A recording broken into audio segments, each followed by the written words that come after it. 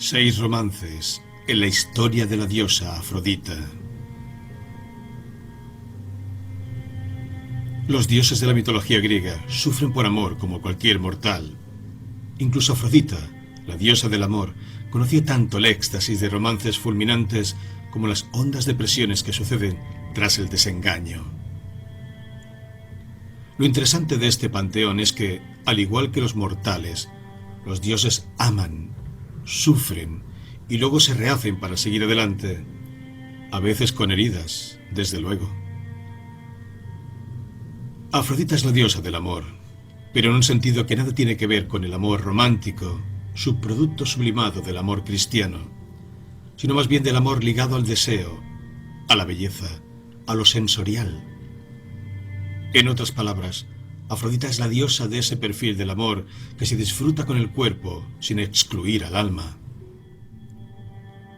Tal vez por eso las sacerdotisas de Afrodita, conocidas como hieródulas, practicaban un culto donde el sexo era una parte esencial para alcanzar la comunión con la diosa.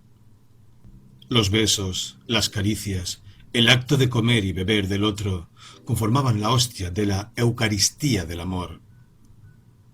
Ahora bien, los cargos y los títulos aristocráticos están muy bien, como por ejemplo reinar sobre el amor. Sin embargo, nadie podría atribuirse el gobierno absoluto sobre este sentimiento sin haber sufrido alguna vez por amor. Y vaya que Afrodita sufrió. Y vaya que hizo sufrir. A lo largo de su extraordinaria historia, Afrodita se entregó en cuerpo y alma a 6 varones, 4 dioses y 2 mortales. Repasemos brevemente aquellas aventuras. 4 dioses que tomaron a Afrodita. Hefesto. Si bien los dioses del Olimpo a menudo se entregaban con voluntarismo a las relaciones ocasionales, las buenas costumbres exigían que todos estuviesen formalmente casados. Hefesto era, además de un artesano colosal, el marido oficial de Afrodita. Esto le daba ciertos derechos sobre ella, pero sobre todo obligaciones. Legalmente ningún otro varón podía tomar a Afrodita, regla que probó su ineficacia muy rápido, y en parte debido a un tremendo error estratégico del propio Hefesto. Afrodita poseía dones innatos y era casi imposible que un hombre no se sintiera atraído por ella. No obstante, Hefesto decidió que podía elevar aún más su grado de perfección y construyó para su esposa una magnífica joyería, entre ella un cinturón que resaltaba hasta lo inconcebible sus atributos.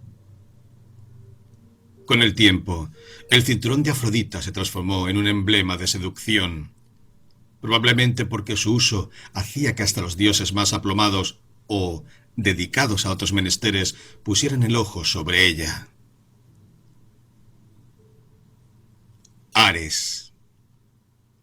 Se dice que fue Helios, el dios Sol, quien espió al dios de la guerra, Ares, acostándose con Afrodita en la habitación que compartía con su esposo, Hefesto. Helios le reveló este engaño a Hefesto, que si bien era un tipo confiado, también era astuto cuando su confianza era traicionada. En secreto, Hefesto dispuso una trampa metálica sobre el lecho nupcial, capaz de inmovilizar incluso a los dioses. De este modo atrapó a Ares y Afrodita en pleno desenfreno. Acto seguido convocó a los dioses más importantes del Olimpo para que fuesen testigos de semejante adulterio. A las diosas, comenta Ovidio, se las excluyó de este rol de testigos para proteger su pudor. No obstante, los dioses no reaccionaron del modo que Hefesto había imaginado. La belleza de Afrodita era tal que muchos aseguraron que cambiarían de lugar con Ares sin ningún problema. Poseidón, sin embargo, fue obligado por Zeus a devolver a Hefesto la dote que había pagado por su infiel esposa. Ares huyó entonces a Tracia, su hogar. Para muchos, los encuentros clandestinos con Afrodita no cesaron, e incluso habrían sido la causa para que el dios de la guerra, que había prometido lealtad a Hera, luchase en favor de los troyanos durante el sitio. Dioniso.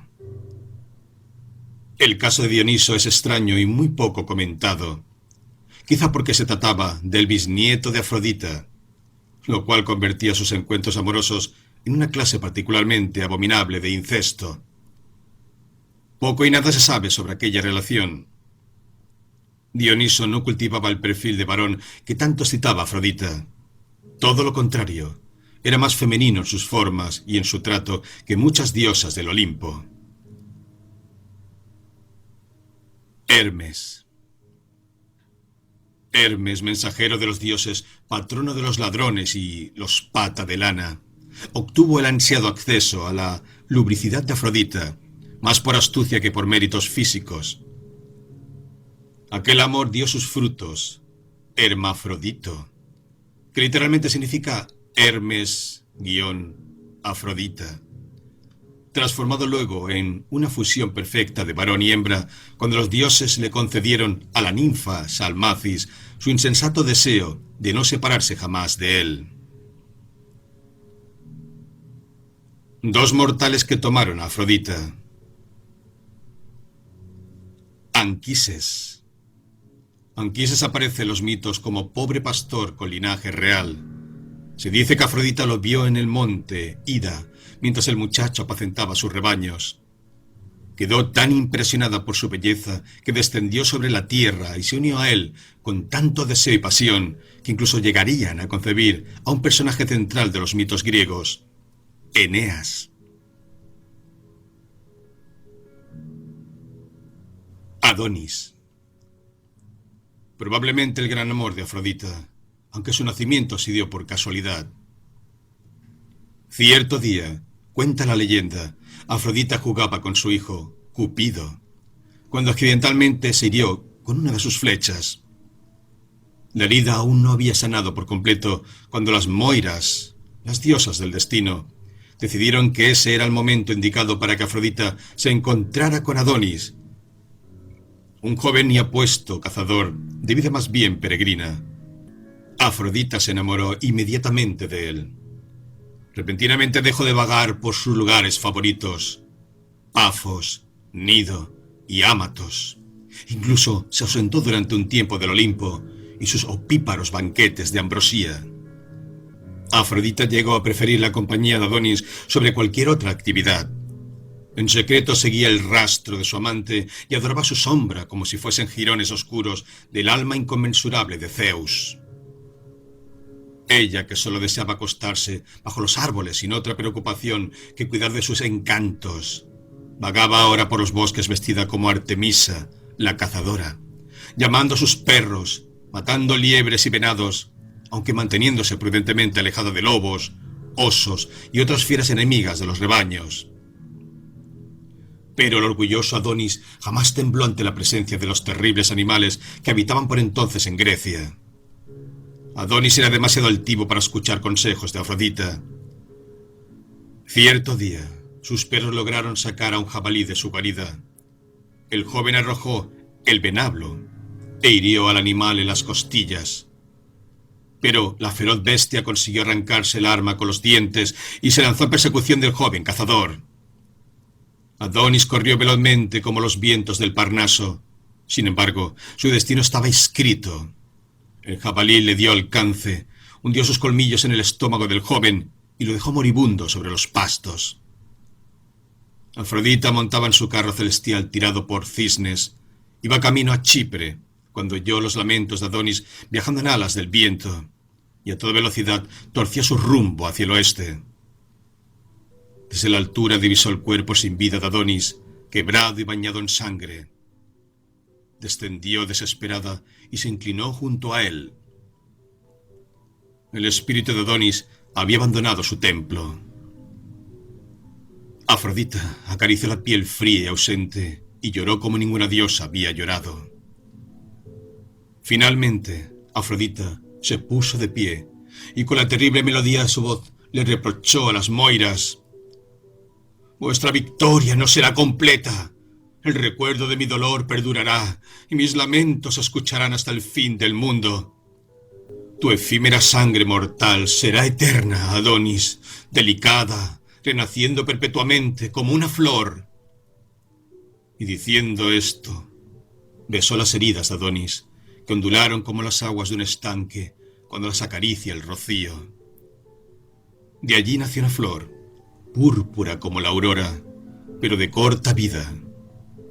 Se dice que Afrodita aún clama por Adonis desde los cielos y que su voz se alza una vez al año, viajando con el viento y acariciando los pétalos de su amante, invitándolo a despertar. Por eso a esta flor se la llama anémona, que en griego significa flor del viento.